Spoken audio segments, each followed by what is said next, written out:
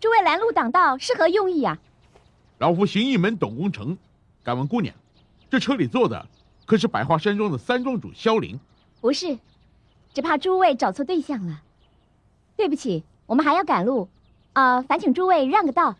怎么，堂堂百花山庄的三庄主，竟然也是藏头缩尾之辈？你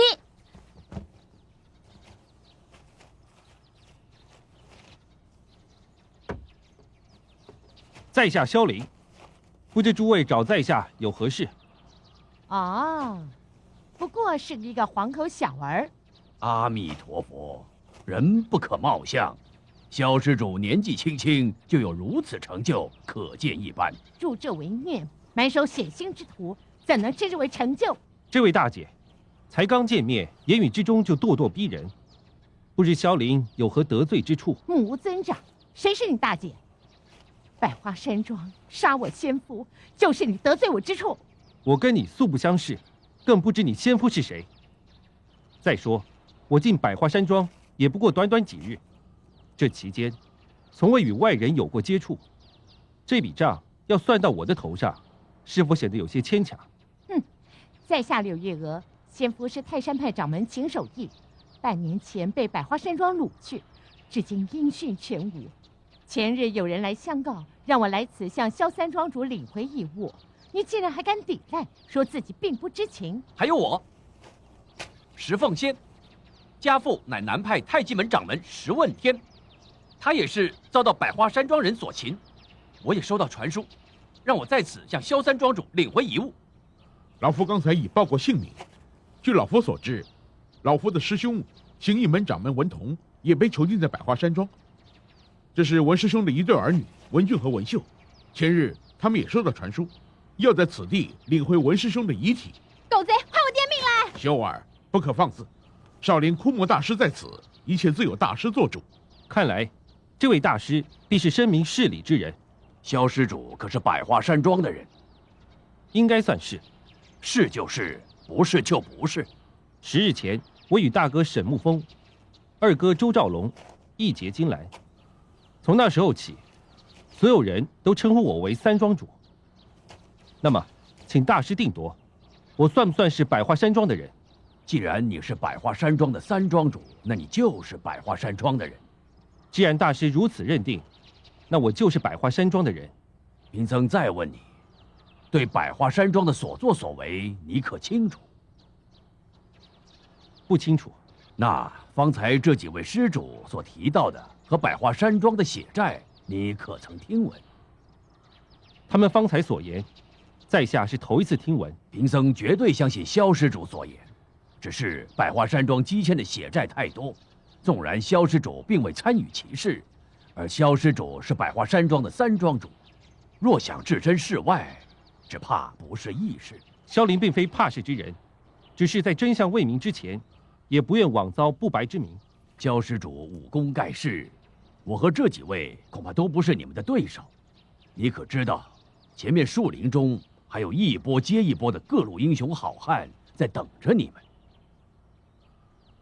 今日群豪云集，大兴问罪之师，萧施主纵然可以仗武功冲出重围，但多造杀孽，绝非施主所愿。想想看，放下屠刀，何尝不是你忍辱负重、还我清白的时机？谁不想清清白白？但他们却咄咄逼人，要在下承受毫不知情的血债，这不叫忍辱负重，而是不明不白的冤屈。请恕在下难以从命。萧三庄主口口声声说对血债之事并不知情，但是在场的诸位确确实实收到传书，希望萧三庄主能还回他们亲人的遗物。车上都是一些随身衣物，哪有你说的什么遗物啊？那好，我们只想看看马车上面有没有我们想要的遗物。若是马车中没有诸位想要的东西，那么诸位是否会就此罢手？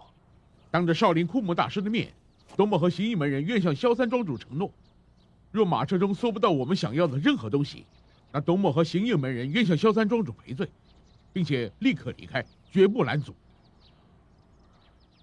那么诸位呢？容贫僧说句公道话，既然萧施主愿拿出诚意，让诸位搜查，这也是诸位找出证据，避免口说无凭的机会。那么诸位也该拿出相对的诚意，否则却有强入人罪之嫌。搜到，我愿赔罪认错。既然大师主持公道，晚辈石凤仙似乎也别无选择。阿弥陀佛，诸位能给贫僧薄面，贫僧感激不尽。萧施主，你的要求他们都同意了，你还有何意见？没有。好，那么现在就由贫僧做个见证人，请萧施主和诸位一起将马车里的东西看个究竟。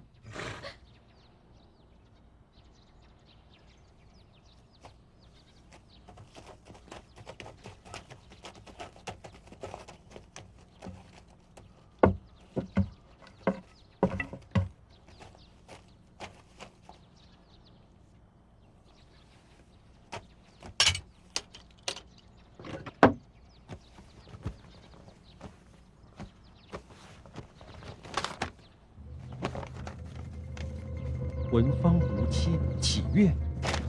家父的遗书。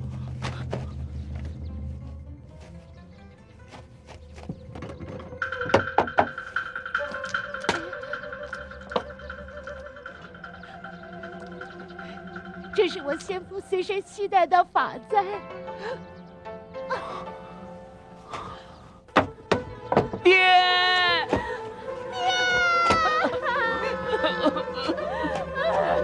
爹！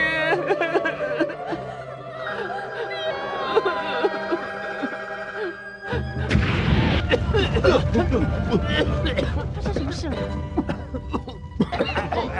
小心，这液里面有毒！簪有毒！这竟然也有毒！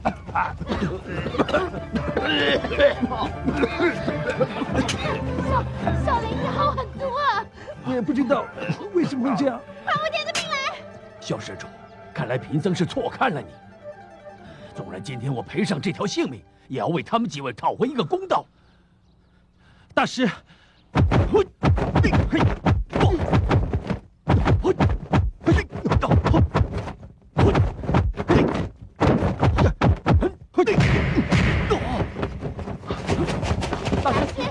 庄主，大师，大师，三庄主，三庄主，大师，大师，大师，庄主，三庄主，林弟弟。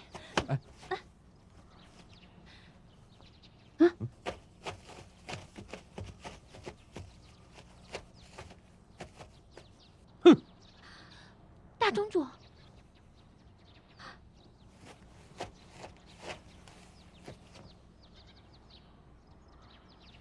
大庄主，把三庄主抬到马车上去。是。单木风，你好卑鄙！杀，一个都不留。是。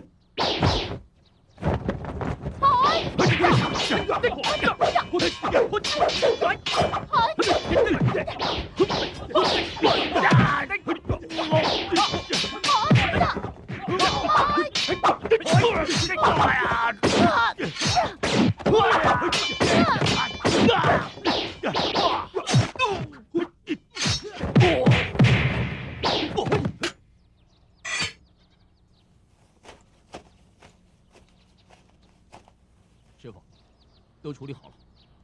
好，把三庄主的大旗给我插到马车上去。是。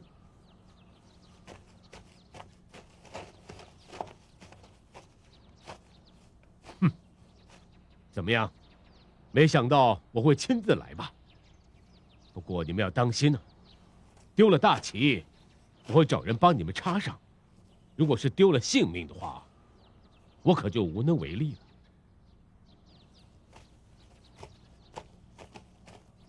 师傅，旗插好了。好，玉兰，你去驾车，金兰陪我照顾三庄主。是。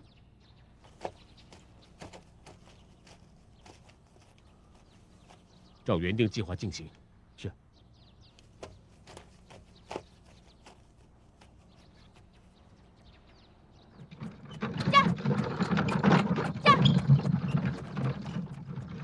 狠毒的沈沐风，不知情的人，这笔血债又算到林弟弟头上了。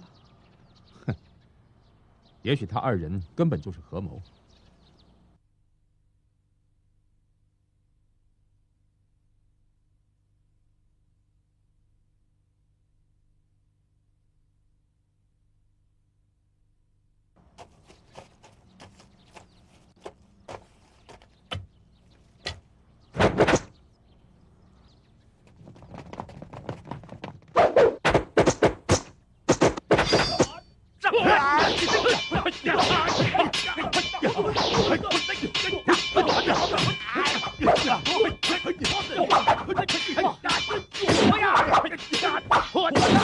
大庄主，前面有打斗声，我们是否要绕道而行啊？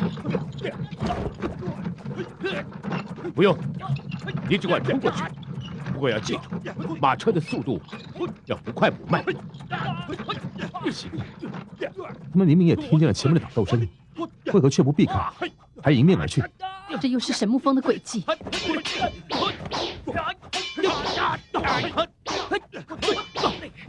弟兄们，撤！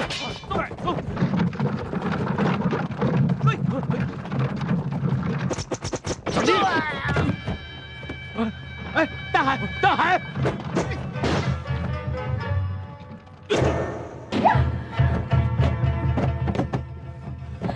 咦，你伤得不轻啊！这下你看清楚了吧？如果林弟弟和沈沐风是同谋的话，那他为什么躲在车里，却打着自己的旗号，不敢以真面目示人呢？萧凌的确是被沈沐风所设计，我可能是受少白的影响太深。林弟弟并没有让我失望，只是沈沐风栽赃嫁祸这一招实在太过狠毒了，我担心以后林弟弟很难再在江湖上立足。不行，我要暗中保护林弟弟，在必要的时候为他找一条洗冤之路，以避免武林正派对他误解。萧凌啊，萧凌，我能毁了张少白，也就能毁了你。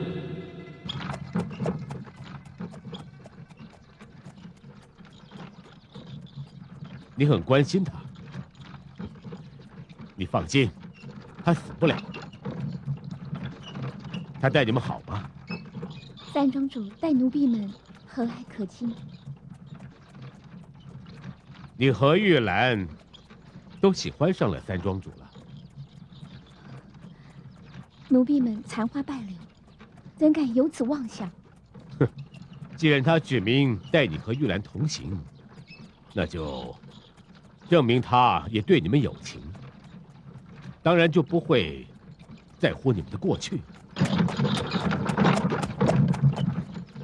你放心，这件事儿由我做主。虽然我对你们有万般的不舍，但是只要你们完成我交付的任务，我日后定会让三庄主收你们为妾。但是如果胆敢违抗我的话，后果如何，你心里明白。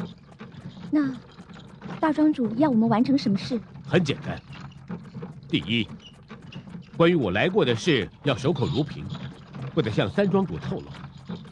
第二，7天之内带三庄主回百花山庄。要是三庄主不愿意回去怎么办？我相信你们会有办法让三庄主回百花山庄。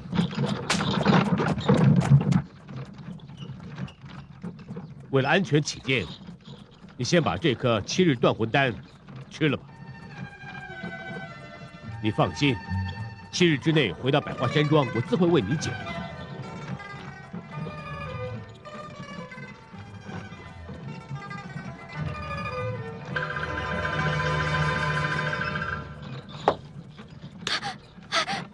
为什么还要在三庄主身上下毒？这是解药，不是毒药。7日断魂丹炼制非常不易，我不会轻易浪费的。此刻三庄主已是遍地仇人，不用我给他下毒，他就很难应付前来寻仇的那些武林人士。你心中一定还有一个疑问，那就是我为什么没有对玉兰下毒？因为我知道，你跟他情同姐妹。1个时辰之后，她就会醒来，眼前的情况一目了然。你们3个人要想活命的话，只有一条路，那就是都要回百花山庄。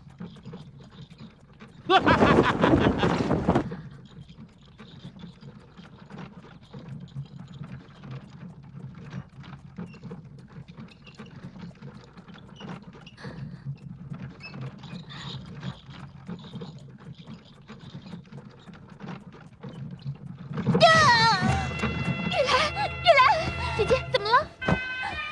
这到底怎么回事啊？大庄主他人呢？妹妹，你听我说，大庄主已经走了。他在临走之前，逼我吃了一颗7日断魂丹，目的就是要让你跟三庄主为了我重新回到百花山庄。月兰，姐姐怎么了？这到底怎么回事啊？大庄主他人呢？妹妹，你听我说，大庄主已经走了。他在临走之前，逼我吃了一颗7日断魂丹，目的就是要让你跟三庄主为了我重新回到百花山庄。他不准我们泄露这个秘密，是怕三庄主知道了不肯回去。我不想让他如愿以偿，我也不想你和三庄主因为我而回去。毕竟我们好不容易才离开，说什么我也不能回去，所以我干脆给我自己一刀，一了百了。姐姐，这是为什么吗？你不能只留下我啊！三庄主还没醒，而你要我怎么办嘛？三庄主已经服了解药，1个时辰之后他就会醒来。等他醒来，你把事情都告诉他，叫他千万不可以回百花山庄。你们也不要想着为我报仇，等见到他父母，你们就远走高飞，千万不要回来了。姐姐，你我比姐妹还亲，你死了，我又怎么能独活呢？妹妹，你听我说，你的心意我了解，那姐姐的心意你也应该明白，我是死定了。但是你还肩负着照顾三庄主的重责大任，三庄主待我们不薄，我们不能丢下他不管，所以你一定要留下来照顾他。我知道你打心眼里喜欢他，虽然我们都是不解之身，但江湖儿女又有着患难真情，三庄主会接纳你的。姐姐，我知道你也是喜欢三庄主的，求求你不要死，我宁愿把他让给你，也不要你死啊！我的傻妹妹，想不到我的心事还是瞒不过你。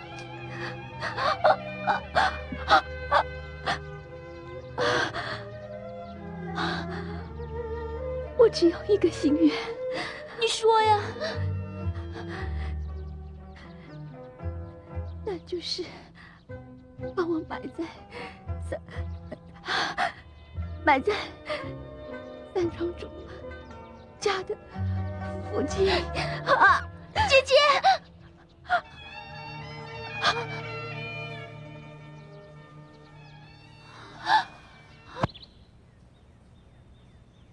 怎么马车外面连一个人也没有？他们究竟在车上干什么呢？沈沐风已经走了，那2个女的在车上等林弟弟醒过来呢。月姑娘怎么会做如此推断？沈沐风的目的已经达到，他没有必要留下来。再说，刚才发生的所有事情，林弟弟已经百口莫辩了。沈沐风自然不会再让他昏迷不醒了。好聪明的姑娘，幸好少白的事我没露出任何破绽，否则……你在想什么？哈，我在想，月姑娘对事情真是观察入微。事情关系到林弟弟的清白，我不得不仔细一些。那倒是。现在我唯一担心的倒是那2个女的，她们会不会是沈沐风安排的棋子呢？金兰，你死得太冤枉了。原来百花山庄，真如他们所说，无恶不作，为非作歹。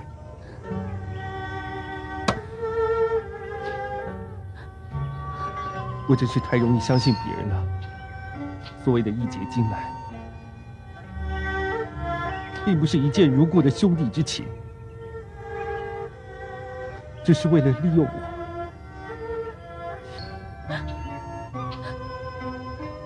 而塔姑娘，也只不过是因为跟我多说了几句话，就惨遭毒手。我真是害人不浅。怪只怪沈沐风，他太狠太毒了，不能怪你，三庄主。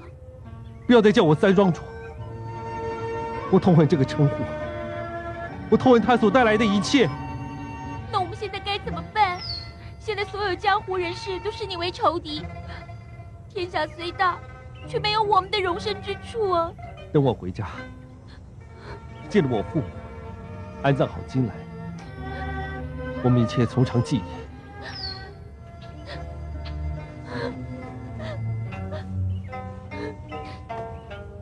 事不宜迟，我来驾车。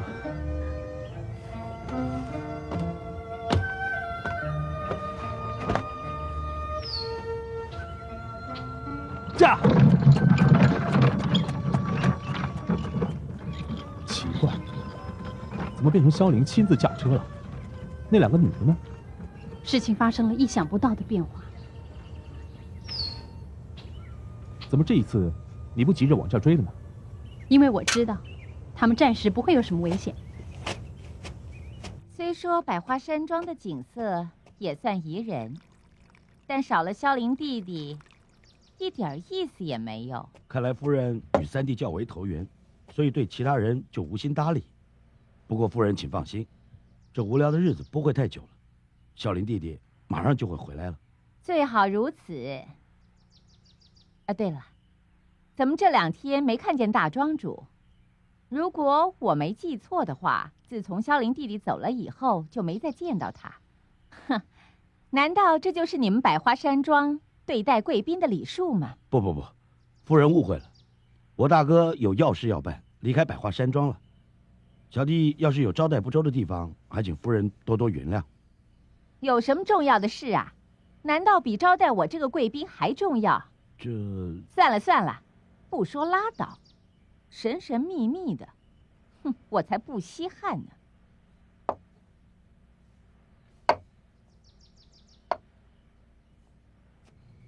你说这次江湖人士的死伤，都是出于萧凌之手？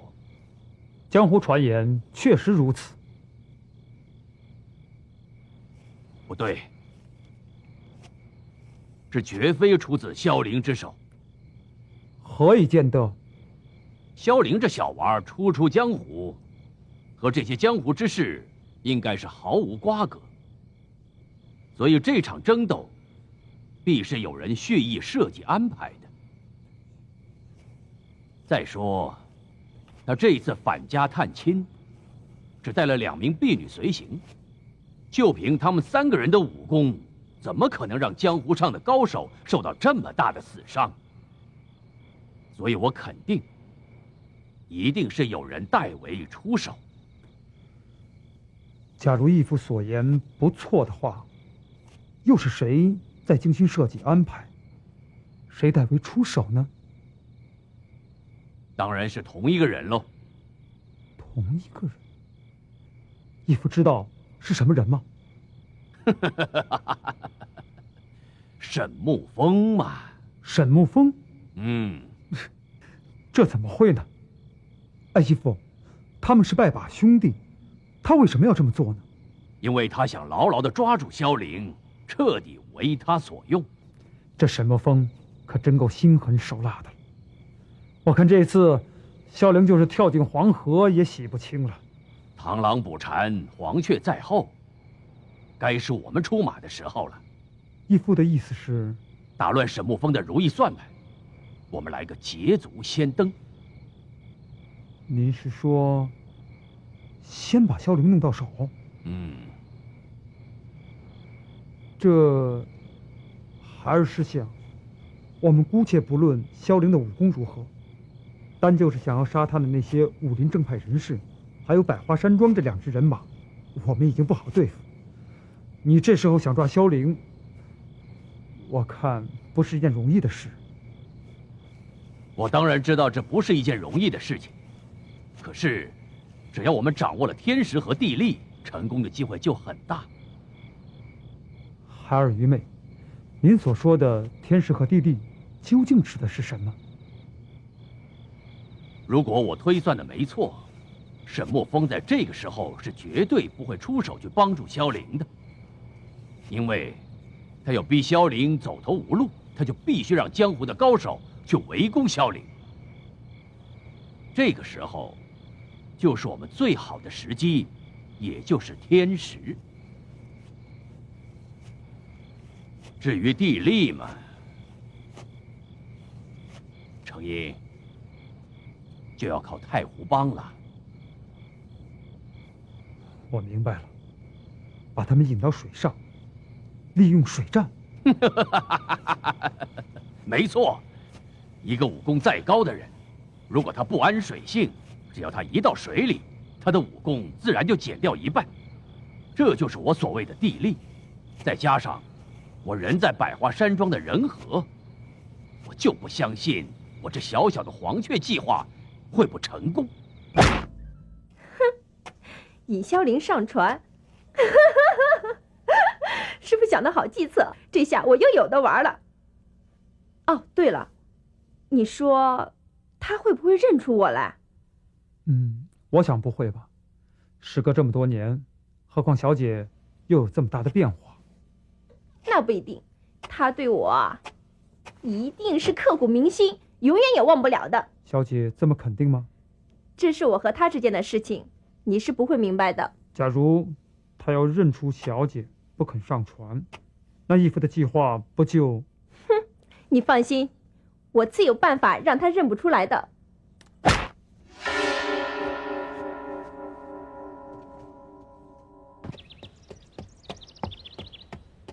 爹，娘，我回来了。爹，娘，爹，爹，娘，爹，娘。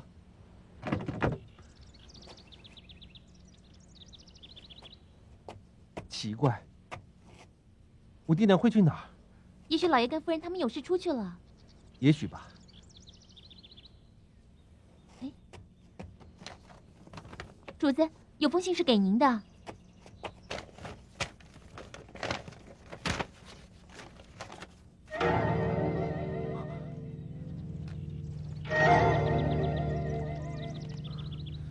沈沐风来过了，他把我爹娘带到了百花山庄。简直就是不择手段！奇怪，他怎么会知道这儿？他肯定是跟踪我们而来的，又比我们抢先一步。走，现在追还来得及。主子，主子，等一下，千万不可妄动，请听我说。玉来，有什么话我们路上再说吧。主子，你未免太小看大庄主了。什么意思？如果让主子追上了老爷夫人，却无法下手救回，该怎么办？到时候双方撕破脸，又该怎么办呢？大不了奋力一战，鹿死谁手还是未定之数。主子，他不会让你有用武之地的，就怕他以老爷夫人的生死要挟你啊！大庄主既爱主子的武功，又怕主子背弃于他，主子不耻他的行径，在他的感觉是心上刺，眼中钉。如果不能收为己用，必将杀之以除后患。我不能因为自己的性命而不顾双亲的安危。大庄主的目的是要主子效命于他，为他所用，所以只要主子暂时不与他发生正面冲突，他是绝对不会伤害老爷夫人的。可是，让我的双亲一直待在百花山庄，被沈沐风所控制，这样也不是长久之计啊。那是自然，我们要想对策，也将是先把姐姐的遗体安葬了再说。这样吧，安葬进来遗体的事，就交给你了。我一个人回百花山庄。哎，主子！玉兰，你干什么？主子若执意一人前去，只怕玉兰留在此处也难以活命。为什么？主子当真以为大庄主会放任玉兰逃亡天涯吗？玉兰生死并不足惜。玉兰早在离开百花山庄之时，就已抱定必死之决心。既然主子不便带玉兰同行，玉兰就死在这里陪姐姐。玉兰，你不要这个样子。我不走，我留下来陪你安葬金来。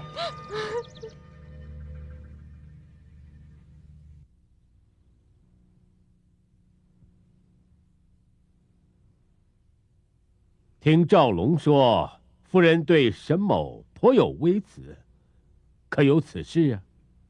哼，想不到我一句玩笑话，二庄主竟拿到大庄主面前搬弄。看今天大庄主这个阵势，似乎大有向我金花兴师问罪之意。夫人，你误会了，赵龙是怕我这个做大哥的无意之中得罪了夫人，所以他特别提醒我。另外，这七大旗主是陪沈某办事，我特意要他们留下来拜见夫人和宇文兄的。哼，大庄主劳师动众的，看来这趟买卖似乎不小啊。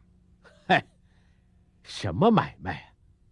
还不是英雄大会那点事儿。哦，想不到英雄大会的事还要劳烦大庄主亲自奔走。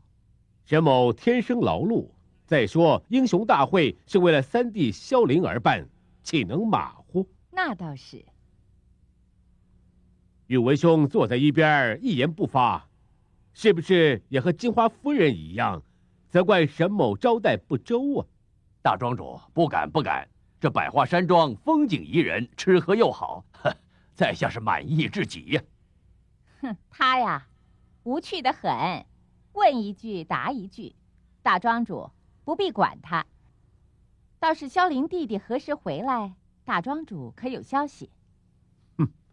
夫人的心里只有三弟萧凌啊，至于沈某是否在此，根本就是无关紧要。我们苗疆之人一向有话直说，不喜欢拐弯抹角。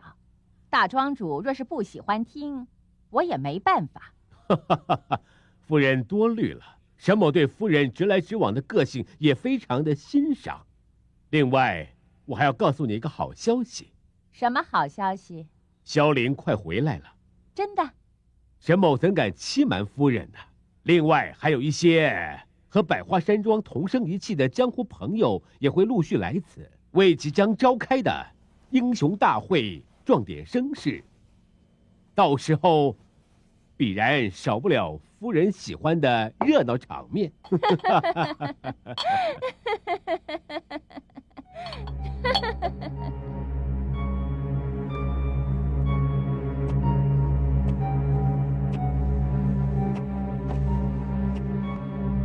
还有动静没有？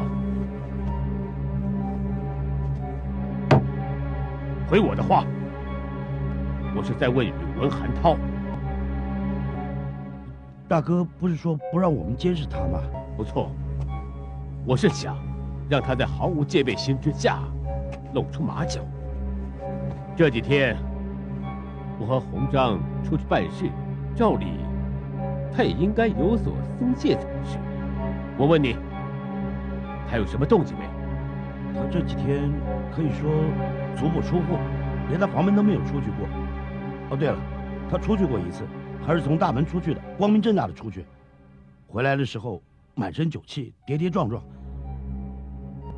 我实在看不出他有任何异样之处。大哥，会不会是我们过分小心了？我越和他接触，就越觉得他的深沉。他越不说话，我就越觉得他有所隐藏。我倒真希望他是别无所图，是友非敌。他真如芒刺在背，让我有一种不安的感觉。师傅，既然他让您如此不安，我干脆把他杀了，以绝后患。你懂什么？萧凌也好，宇文寒涛也罢，他们都是不可多得的武林奇才。英雄大会在即，正是用人之际，若能收为己用，岂不是如虎添翼？就凭你们两个，能帮我成就大事吗？大哥，萧凌那边如何？三管齐下，谅他也逃不出我的手掌心。还是大哥高明。哦，还有，千万不可怠慢了他的双亲，等他回来，我也好有个交代。我明白。大哥，要不要我派人去接应一下三弟？不用了，就让那些所谓的正派人士好好的招呼招呼他，挫挫他的锐气。我懂了。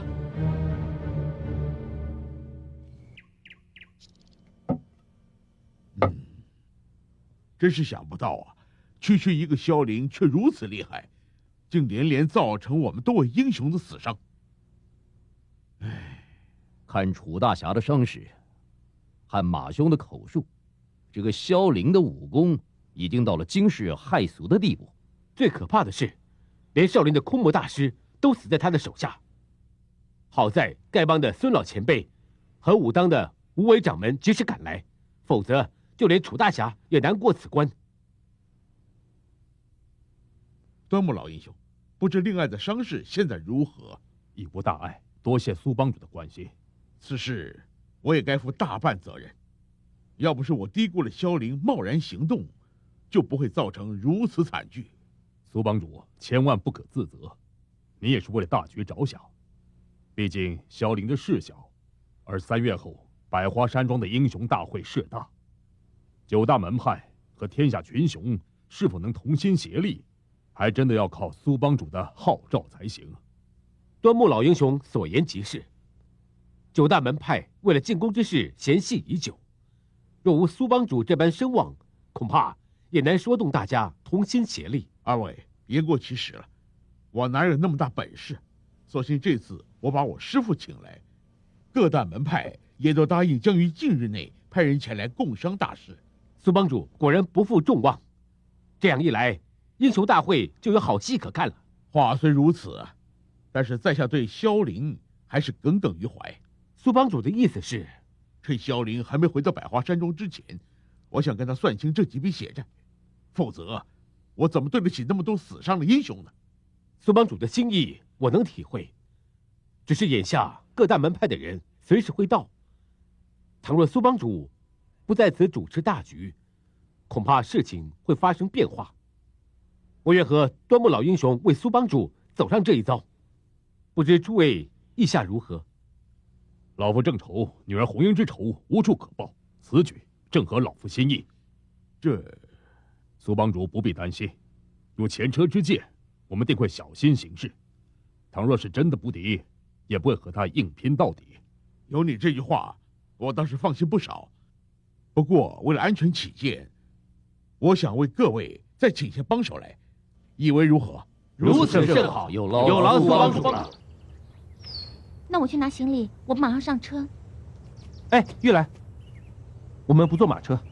不坐马车，那怎么走啊？一会儿买2匹骏马，一来方便，二来目标不会太明显。主子，只是一夜之间，你却变得稳重多了。哎，少点吃饭钱吧！叫你走听见了没有啊？给一点就行了嘛。找路干嘛呢？快走啊！哎，这别推呀！再来打断你的腿，我告诉你！别这样啊！拿去吃饭吧。哦，不，他怎么连银子都不要？我也不明白，他真是个怪人。客官，里边请吧。你该不会把我们也像刚才那个人一样给赶出来吧？不会，您是有权大爷，里边请啊，请。哼，你还真够势利呢。请。二位坛主，你们保证所见之人就是萧凌吗？绝对无误，只是比离开百花山庄时少了一名丫头。只要萧凌还在就好，丫头并不重要。其他4位坛主呢？他们还在继续跟监。好，让他们小心谨慎，千万不要暴露行踪，随时准备执行义父的黄雀计划。是。看来，我也得回太湖帮安排一切了。主子，你到底想出如何营救老爷跟夫人的办法没有？小二，这个再给我拿壶酒来。哎，马上来了。没有，我实在想不出任何方法去营救他们。那怎么行啊？应聘的结果，到头来只是白白牺牲了4条性命而已。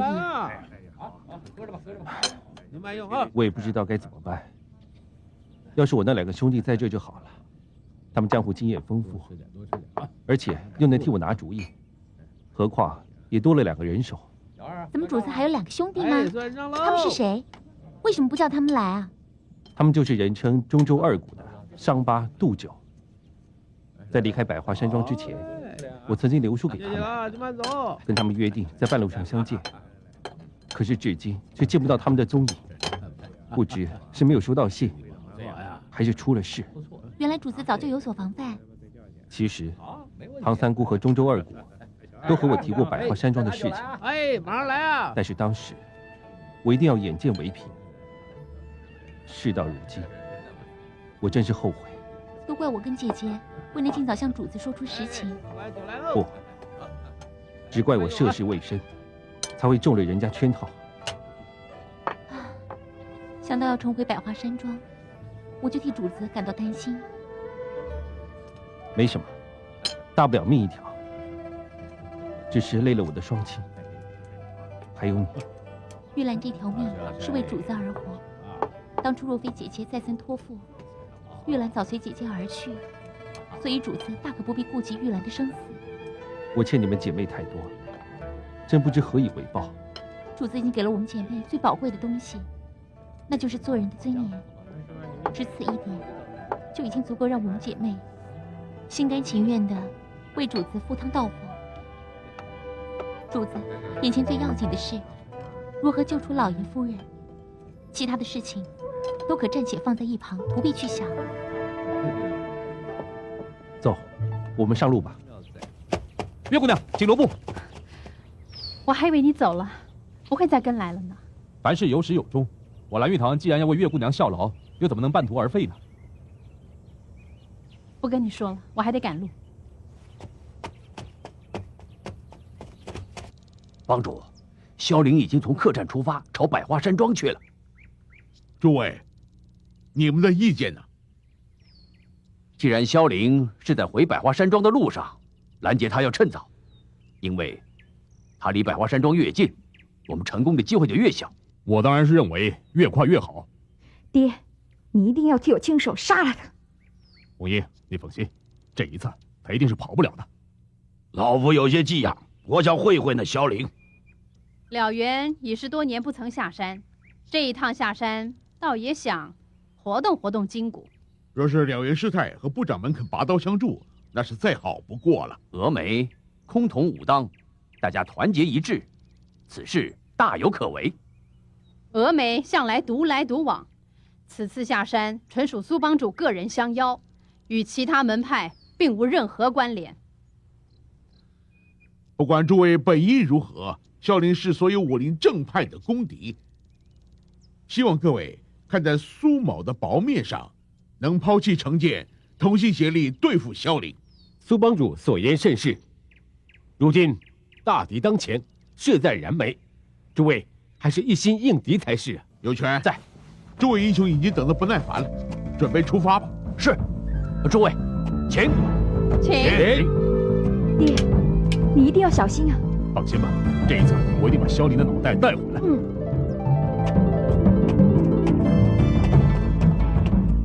想不到事隔10多年的进宫10大高手比武，竟然疑惑至今。如果9大门派再不同声一气，恐怕英雄大会之后，这整个武林就成了百花山庄的了。展少侠，你年轻有为，又是武当旗下清风道长的关门弟子，武学之上尽得所传。武当少林向来是武林的泰山北斗，又是9大门派之首，所以展少侠理应担负起重建9大门派相辅相成关系的重责大任。若9大门派都受他的调度，那他岂不是成了武林盟主？盟主之位能者居之，倘若展少侠能让9大门派心服口服，那又有何不可呢？驾！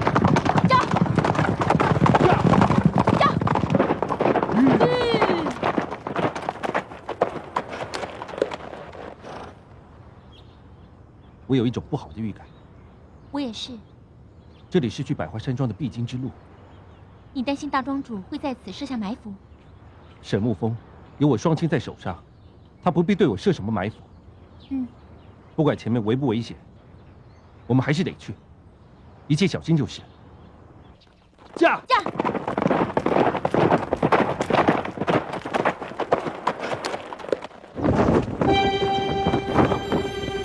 快退！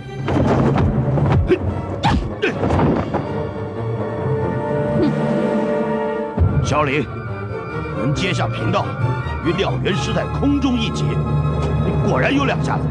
在下与2位并不相识，就算在下能接下2位联手一击，2位也不该趁人不备，无故偷袭。你不认识他们，那总该认识老夫吧？原来是你，你认识就好。老夫正好找你算算那2笔旧账。这就不对了。若是你将酒楼之事归罪于我，算为旧账，那也应该只有1笔，何来你说的2笔呢？你倒是推得一干二净。难道数日之前马志忠发生暗器伤我女儿之事，你就算了吗？那并非在下所为啊。人是你们百花山庄的人，车是挂着萧凌大名的车，你还想抵赖吗？在下当时中毒昏迷，对此事确实不知情。一张嘴2片皮，随你怎么说。信不信由你。总之在下也是被人设计陷害，无凭无据。难道你想把老夫当3岁小孩子来骗吗？我可以证明这件事不是主子所为。哼，你是驾车之人，也是同谋之一，你的话又如何能信？话我已经说得很明白，信不信全在于你们。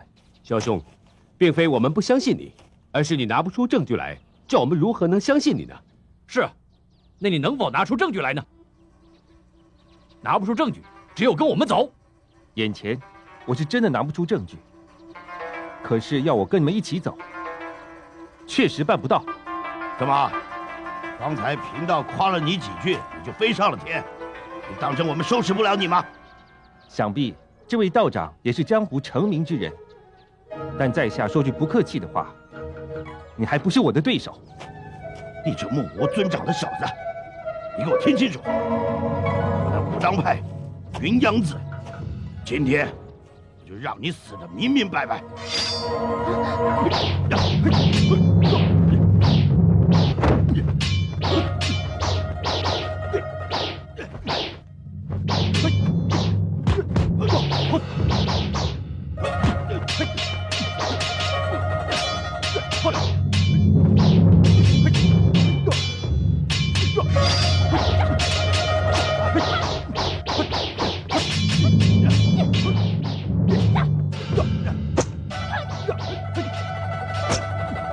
老头，你们自称什么名门正派，以多欺少，难道还想以暗器伤人？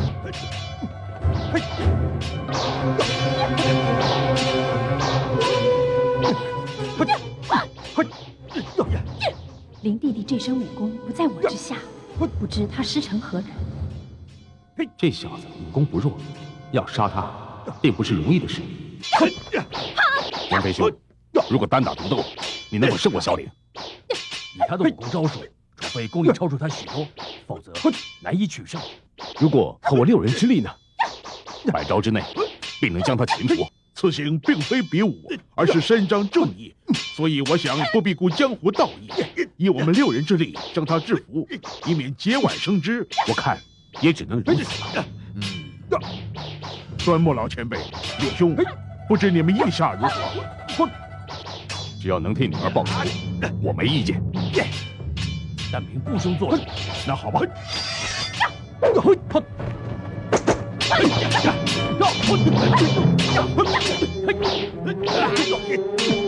无耻！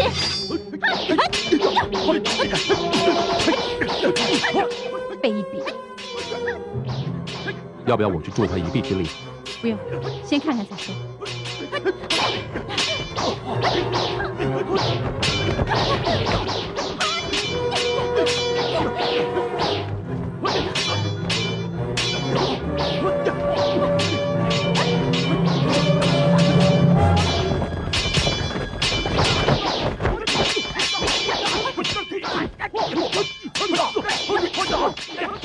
奇怪，怎么会有人帮我们呢？我也不知道，不过有人帮，总比没人帮要好。这些黑衣人是什么身份？他们为什么要帮助李弟弟？看他们的穿着打扮，并不像百花山庄的人。哼，眼看萧凌就撑不住了，怎么好端端的会冒出6个人来？难道萧凌还有同党？你们快走！主子，他让我们走。人家帮我们，我们是掉头就走，这样太不够意思了。看样子我们可以应付得来，而且是他们叫我们走的。再说，主子也不该为了这些小节而误了去救人的大事。好，就依你。我们先走一步。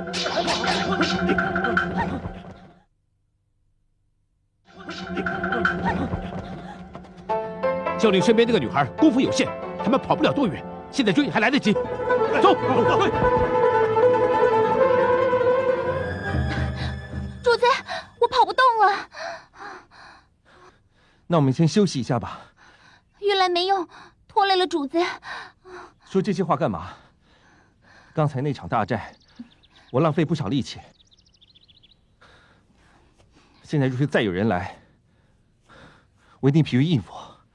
主子，你就在此运功调息一下，我来替你把关。也好，我就在这调息。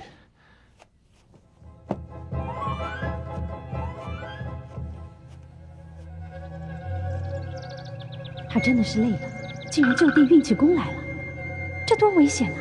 那名女子功夫有限，又岂能为他把关？万一此刻再有人来，那后果真是不堪设想。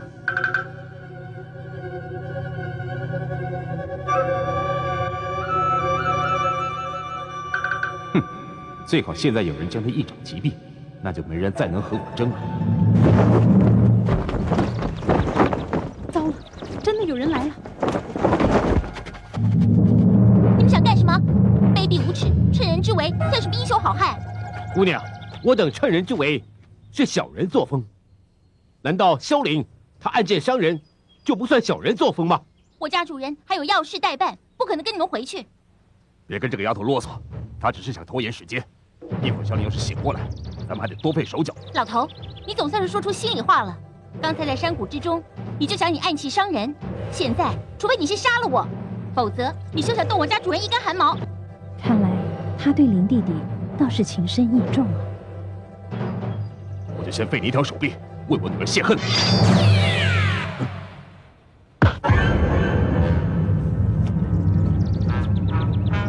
哼，以多欺少，又趁人之危，岂是英雄所为？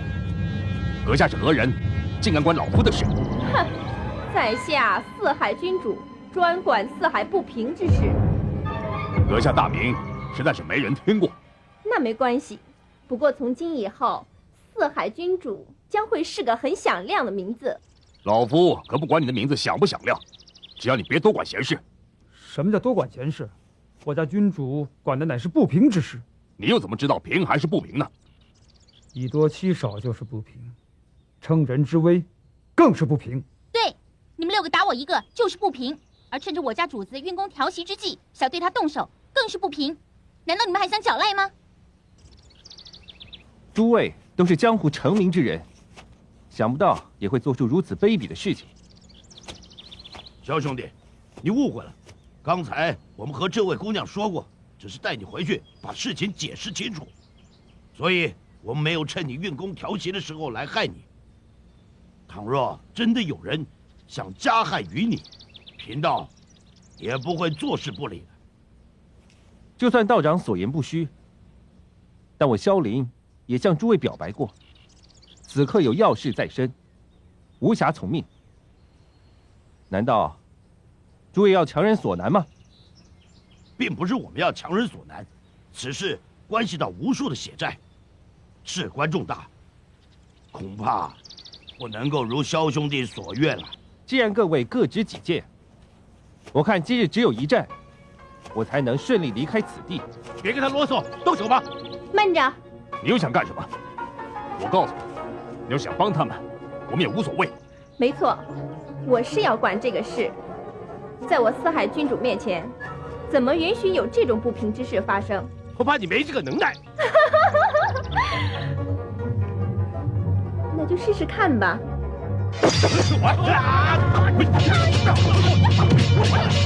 此地不是说话的地方，到别处谈吧。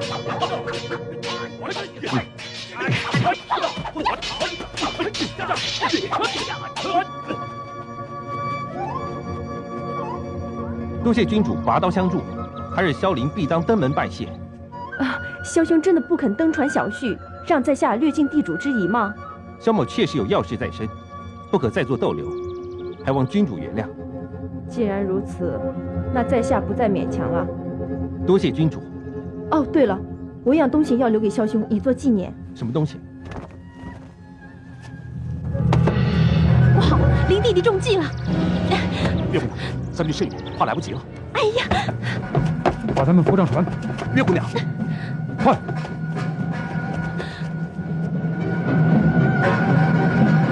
太湖帮，太湖帮不是已经被灭了吗？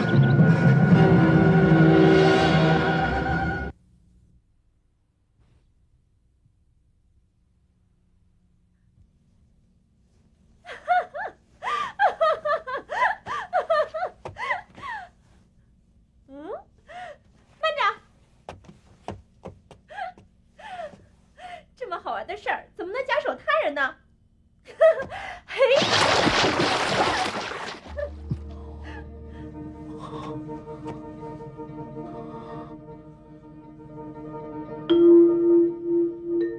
你是谁？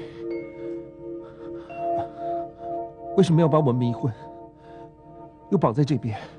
哼，你这个人可还真不记仇！我三番两次把你推落山崖，你居然连我都不认识啦！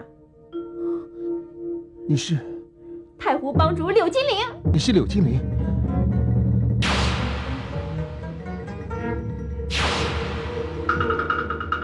不对，柳金玲是个女的。可是你怎么？你再仔细看看，看出来了吗？糟了，又落在这个小魔女的手上。不知道她这一次会想出什么花样来对付我。没想到你一点都没有变。刚才我在树林看见你的时候，我差点忍不住要笑了起来。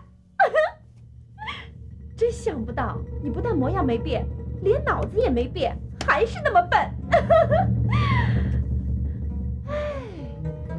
不过你的命可还真大，我三番两次把你推落山崖，都没有把你给摔死。老天对我可还真不薄，始终留着你的命，好让我有的玩。柳金玲，如今我已落入你的手里，要杀要剐，悉听尊便。不过，请你放了我的朋友。自己都自身难保，还想学英雄救美？哼！我问你，你拿什么跟我谈条件？他到底是你什么人？朋友。这么说，他对你很重要喽？很重要。好，那我就拿他的性命跟你换一样东西。什么东西？金剑，进宫之药。原来你也是为了金剑，才把我抓来这里。可以这么说吧。可惜，你的如意算盘打错了，因为我并不知道金剑的下落。你不知道没关系，还有别人知道。还有谁知道？哼，你还装什么蒜？当然是岳小钗喽。岳姐姐，只怕你又要失望了。岳姐姐如今渺无音讯，生死未卜，她又如何能告知你金剑的下落呢？萧凌呀，萧凌，真没想到，你居然用这种蠢话来骗我。你以为我跟你一样蠢吗？事实如此，信不信由你。要不是几日前我师父亲眼所见，我还真被你那一脸无辜的表情所骗。哼！你说什么？有人见过我岳姐姐？哼！怎么没话说了吧？太好了，岳姐姐，你还活在这个世上，你没有死。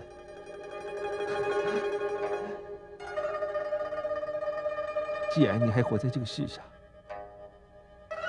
你为什么不来找你的林弟弟？为什么？小姐，看来他真的不知道岳小钗还活在世上。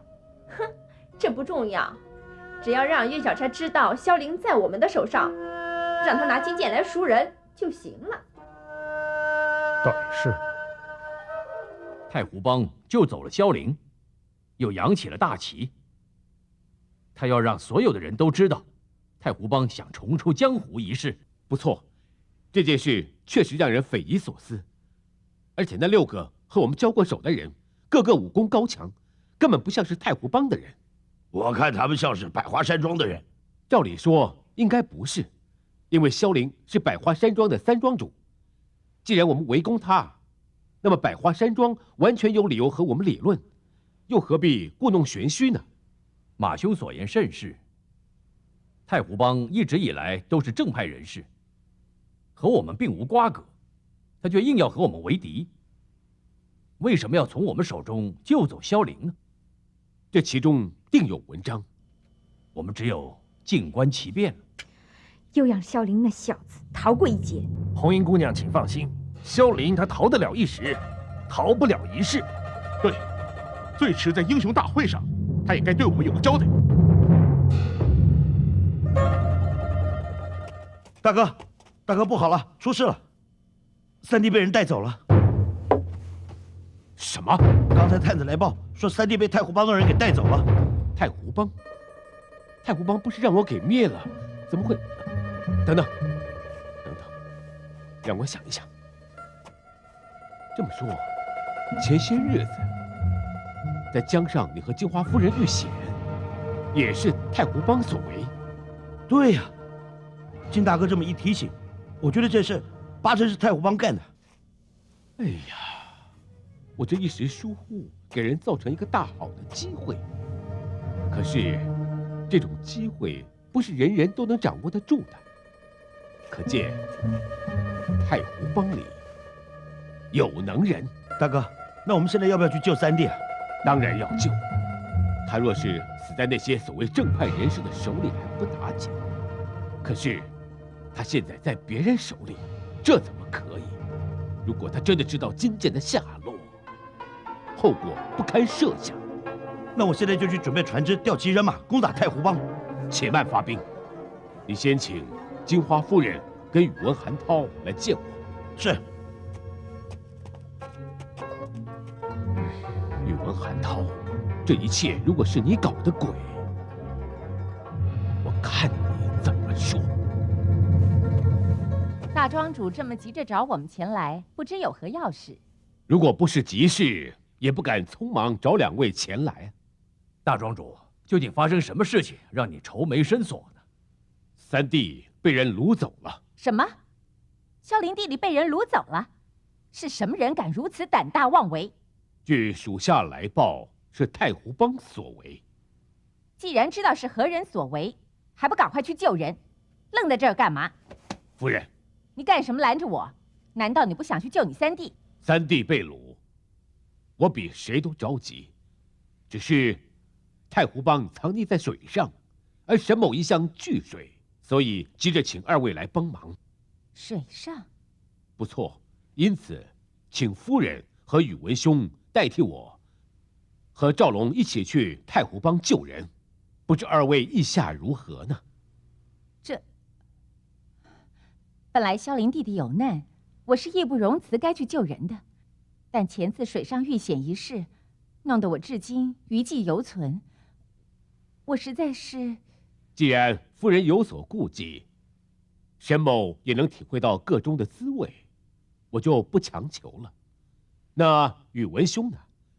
前次水上救人的英雄，不会像夫人和沈某一样惧水吧？在下愿同二庄主前往救人。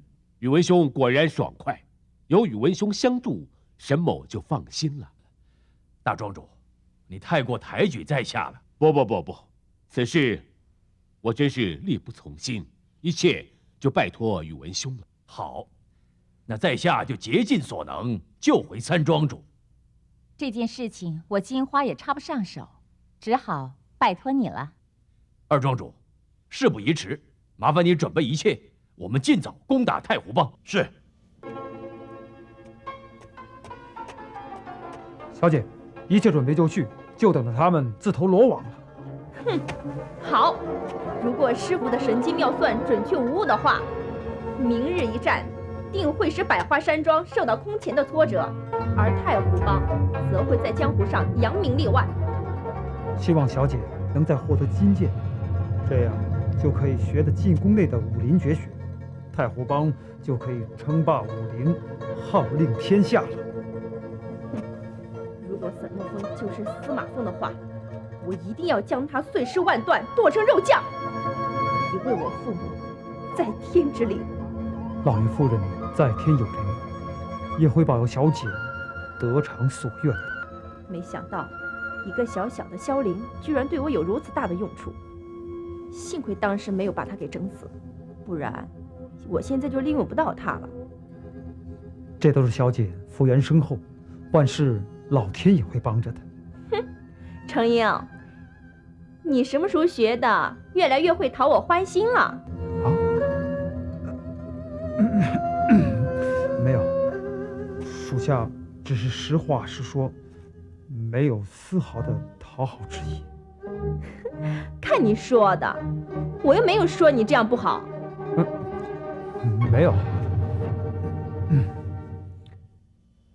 没想到主子这么年轻就经历了这么多事情，最可恨的就是那个柳精灵，小小年纪还是一个女孩子家，心肠居然这么狠毒。我和她并无冤仇，真不知道她为什么会这样对我。我说她迟早会得到报应的。如果他能够有所改变，我倒不希望他有什么报应。因为如果不是他，我还不知道能不能活到现在。那是主子福大命大，这个功劳可不能归他。主子，你是不是在想刚才您提到的那位月姐姐？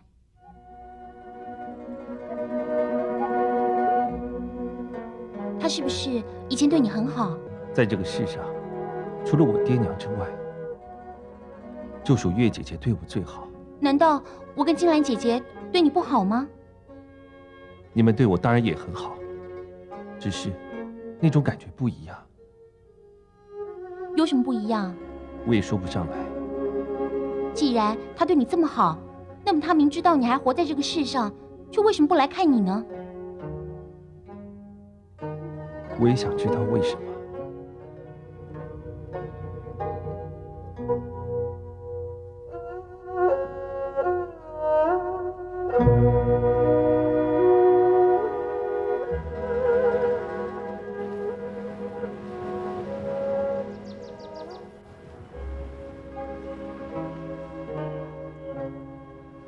想不到太湖帮还存在于江湖上。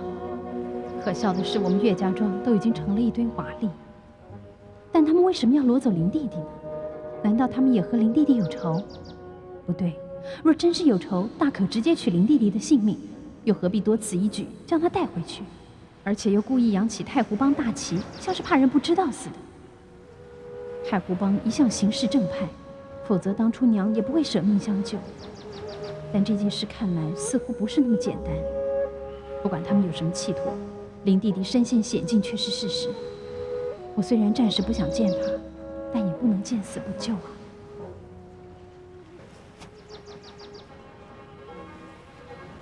绝不能让他去救萧凌。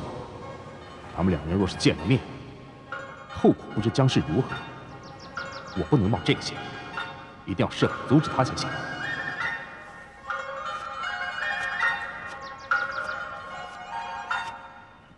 叶姑娘，有事吗？我看你看着这滔滔江水，有1、2个时辰了。我想，我很了解你此刻的心情。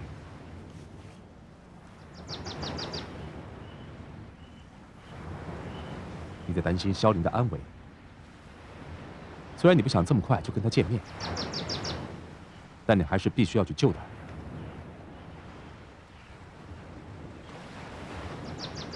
如果我说我想代替你去太湖帮救人，是否就能解决你的困扰？你好像没有欠我这么多。叶姑娘说这话就太见外了。难道朋友之间就不该互相帮助吗？除非你不把我当朋友。我岳小钗这辈子欠别人的恩情实在是太多了，今生今世我都还不清。我不愿意再多欠你一份。叶姑娘言重了，举手之劳，谈什么恩情？既然萧凌不是和百花山庄同流合污的坏人，那么我们这些自命侠义的人，又岂能见死不救呢？你当真这么认为吗？难道姑娘认为在下之言都是违心之论吗？不，我只是很替林弟弟高兴，因为在这个世上又多了一个人肯相信他的为人。是非黑白总有水落石出的一天，我只不过相信亲眼所见罢了。这就足够了。可是，要你只身涉险，替我去救林弟弟，我实在于心难安。岳姑娘就不必再为此事伤神了，安心的在这附近找个客栈住下，等我的好消息来。谢谢你。不用客气了。好，时候不早了，岳姑娘也该休息了。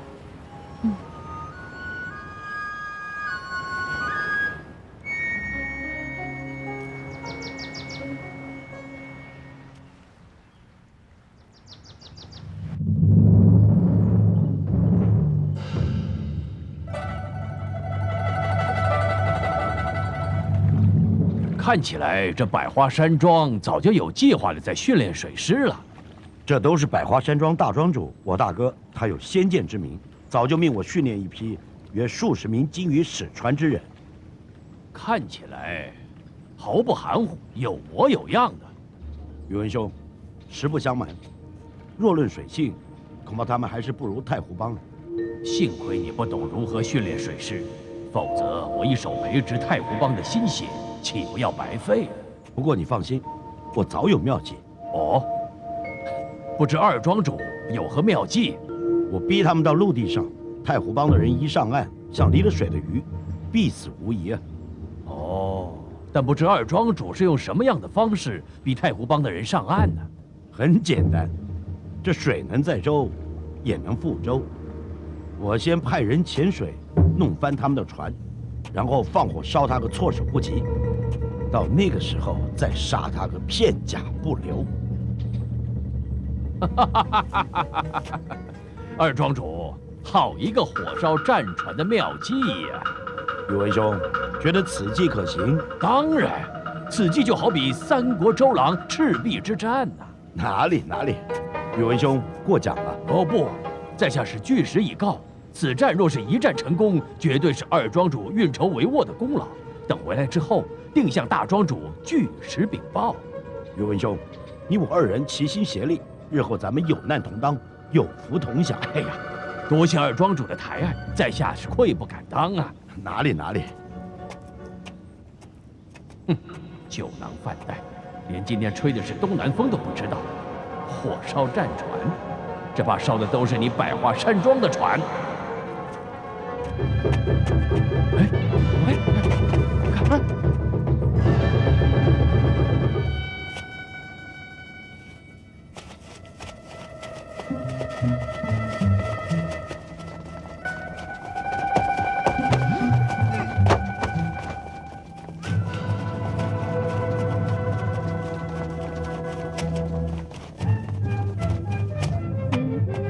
禀帮主，百花山庄的人马已到水寨口了。知道了，下去吧。是。果然如师傅所料。程英啊，你还站着干嘛？还不赶快依计行事！哼！是。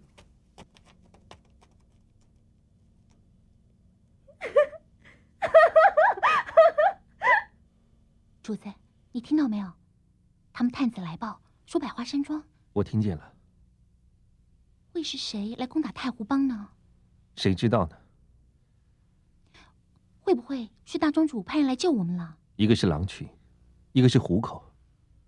出了狼群，入了虎口，救与不救，有什么分别呢？对，原来你是百花山庄的人。告诉你，百花山庄就要成为江湖上的过去。你现在就是想回去，也回不去喽。你这个不男不女的妖怪，到底想把我们主子怎么样？哼，你是什么东西？还有身份配跟我说话？哼，我怎么对萧凌，那是我跟他的事情，我们是青梅竹马的关系。你呢？你不过是个卑贱的奴婢。刘基林，我跟你说过，他是我的朋友，而且是生死与共的朋友。好，如果月姐姐还活着，我就答应你的条件。你真的愿意拿金剑来换他的性命？我愿意。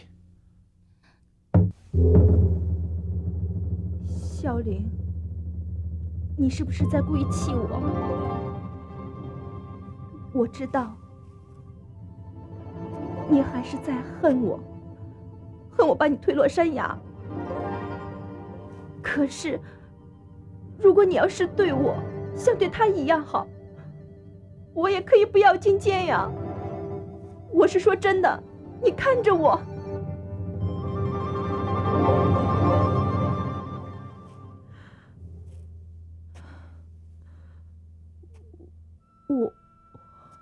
我这样，都是因为得不到一个心爱的人。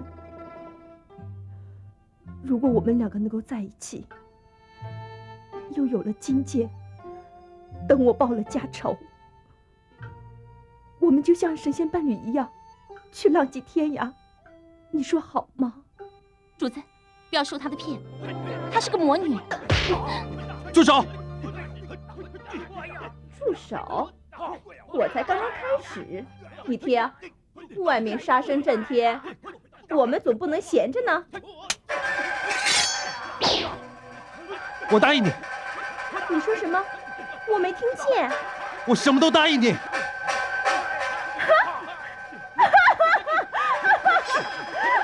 好玩，真太好玩了！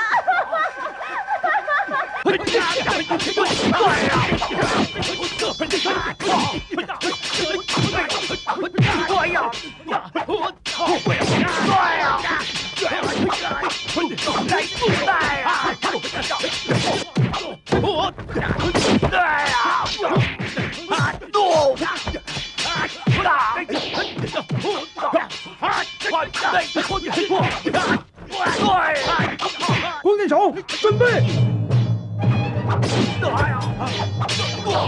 有英雄，有英雄，咱们的船全都被烧了！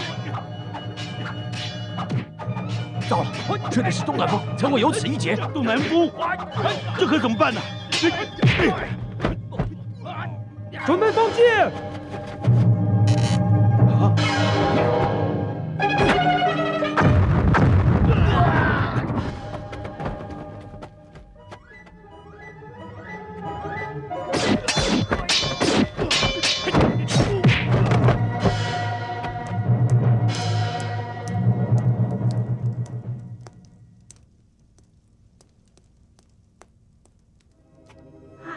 双双对对，比翼鸳鸯，好一对才子佳人呐！你们看，哎，如果你们俩要像这2个大红蜡烛一样，粘得分也分不开，你们怎么感谢我这个大媒人呢？啊？咦咦咦咦咦咦！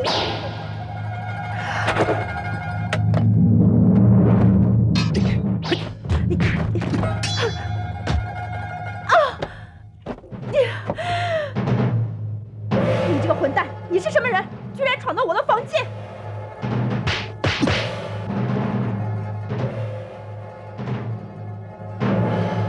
有本事你就杀了我，否则有一天你落到我的手里，我非但生不如死！你要是大媒人，我就是大画师。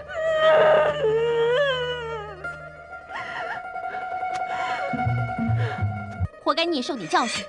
玉来，咱们也好人做到底，送新人进入洞房吧。我们走。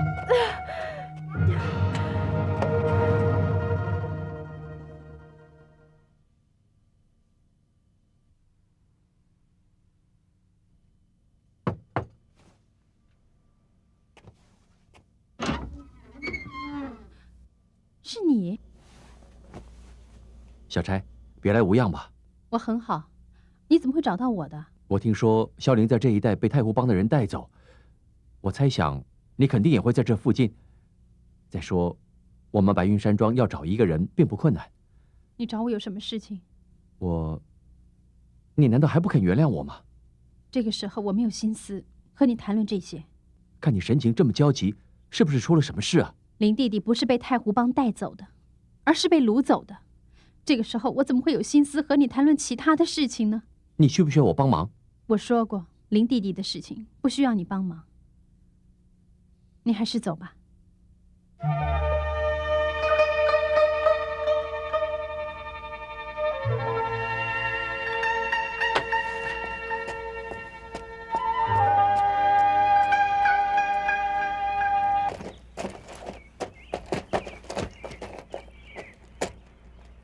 有劳帮主亲自送我们一程，真是过意不去。等一下你要一个人回去，更是辛苦你了。再过1炷香之后，你的穴道就会自动解开。哼，刘帮主，回去可千万别忘记把脸洗干净，否则被你的属下看见了，以后帮主就不好再带人了。如果你没什么话要说的话，在下就告辞了。走。嗯。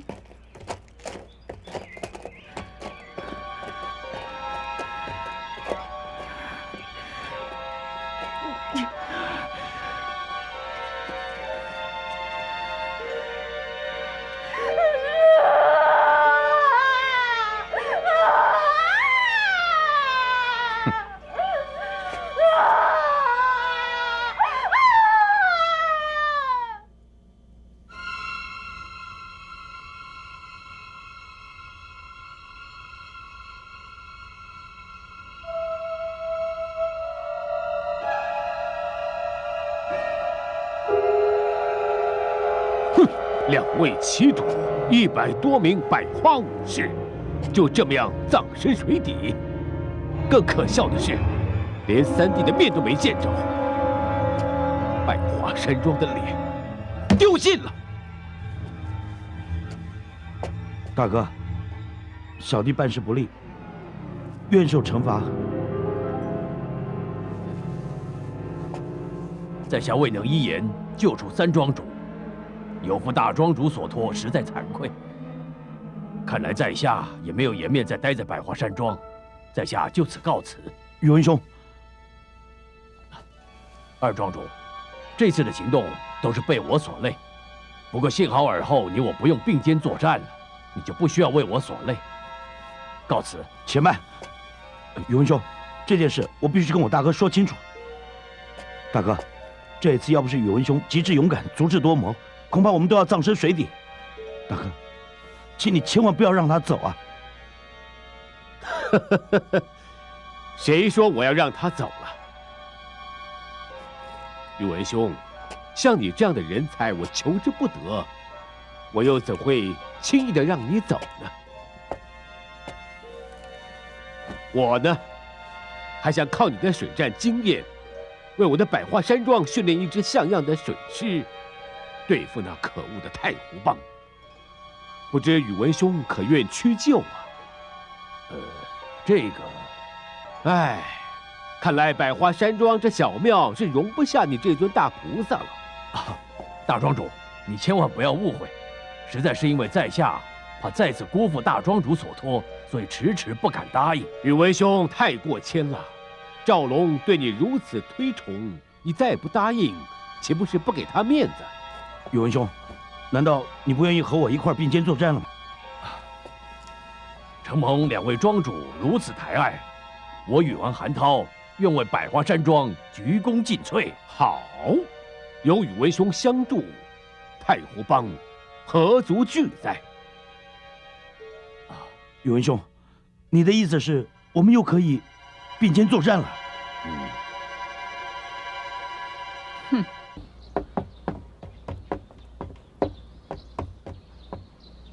两位已经脱离了险境，在下也算圆满完成了任务。前面的路，请自便吧，在下就不奉陪了。请等一等，请问英雄尊姓大名，又为何冒此危险搭救我们？救你们并非我的本意，所以你们也不用感谢我，更不需要知道我的名字。那么阁下可否告诉我，是谁让你搭救我们的？这是我跟他之间的事情，你无需知道，也不配知道。这一回你算是侥幸捡回了性命，下一次你就不会那么幸运了。你这个人怎么这样说话呢？你不要以为你救了我们，说话就可以这么无理。玉兰，不可无礼。你们好自为之吧。